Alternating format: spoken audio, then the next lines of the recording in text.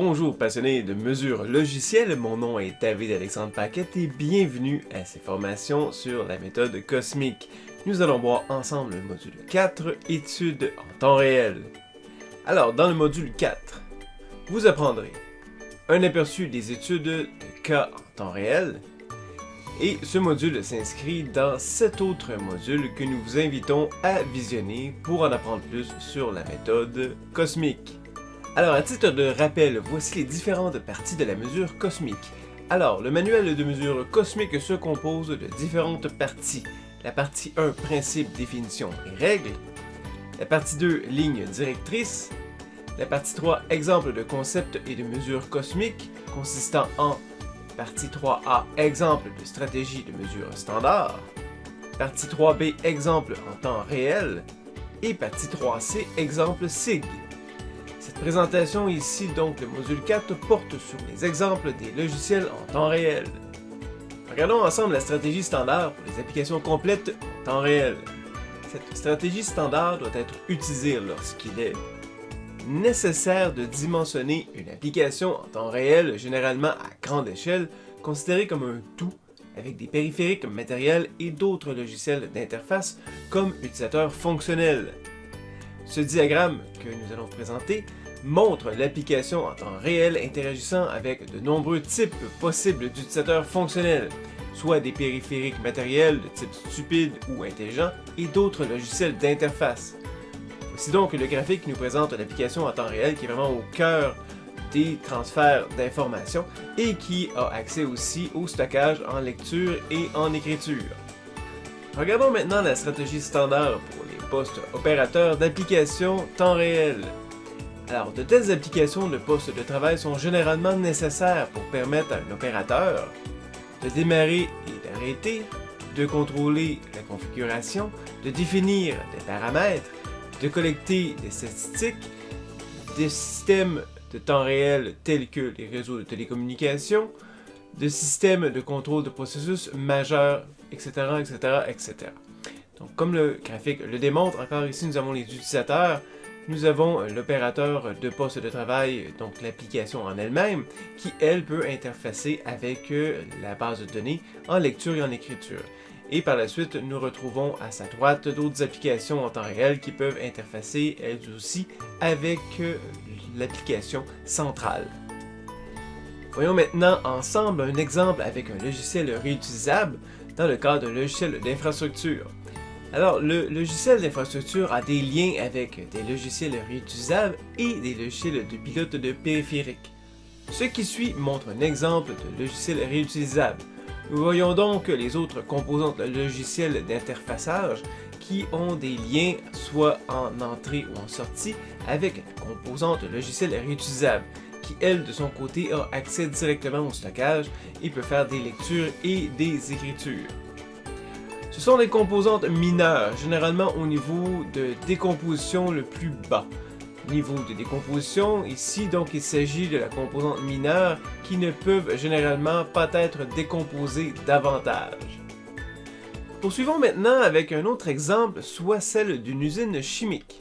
Alors, le processus consiste à remplir un réservoir avec un liquide, à chauffer le liquide, à vider le réservoir lorsqu'une température est atteinte et pré-régler le dispositif de capteur de température.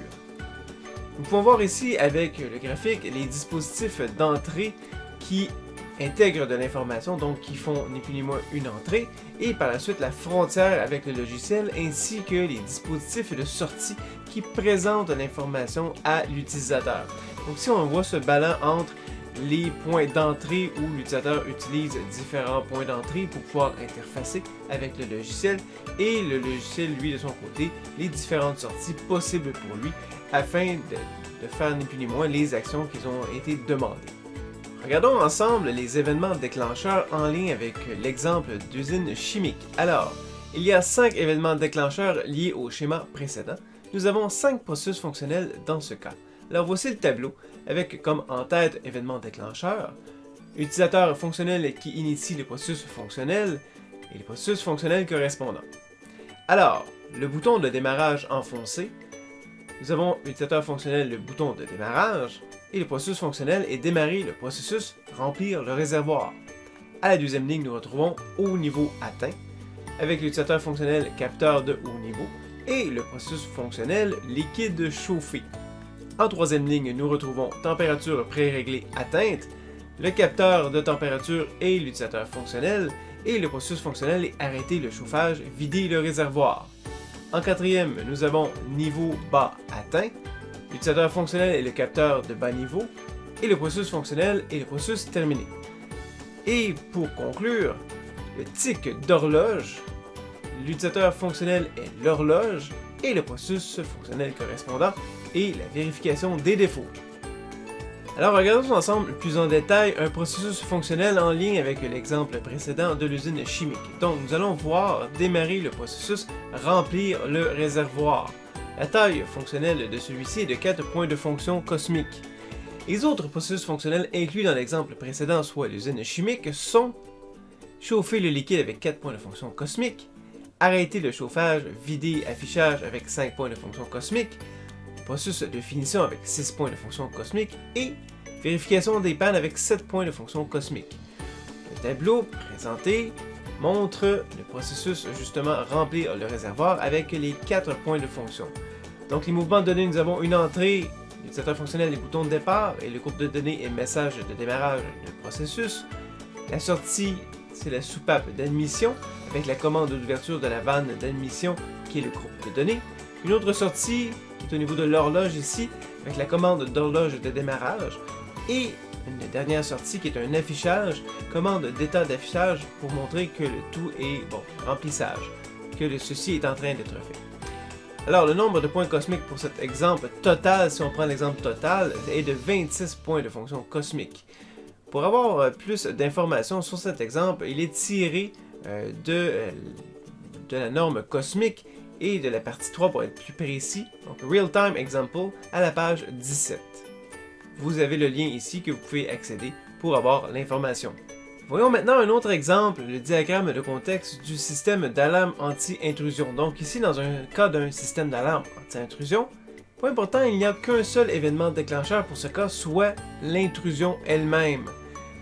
Par contre, nous pouvons regarder au niveau du graphique que nous avons plusieurs dispositifs d'entrée, soit le clavier, le détecteur de tension d'alimentation, le capteur de porte d'entrée et le détecteur de mouvement. Le tout fait des liens avec la frontière de logiciel qui est le logiciel de système d'alarme embarqué qui lui a des accès au stockage persistant.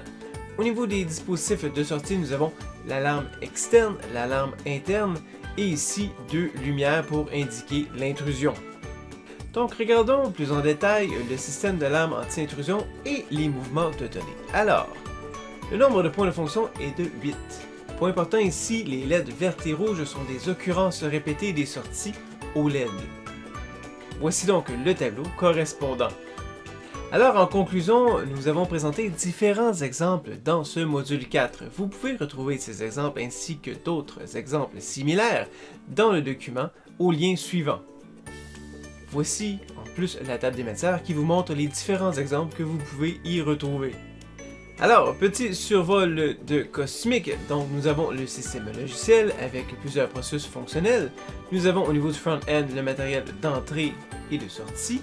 Au niveau de la frontière, nous retrouvons de l'autre côté les utilisateurs fonctionnels ou autres logiciels et ou appareils. Et du côté du back-end, nous retrouvons le stockage persistant avec la base de données.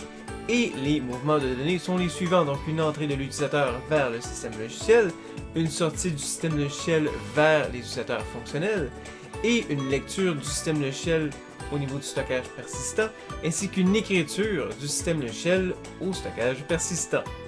Comme toujours, vous pouvez trouver de l'information complémentaire, veuillez consulter le site web de Cosmic pour connaître les règles détaillées, les exceptions et les conseils spécifiques au domaine, à l'adresse suivante.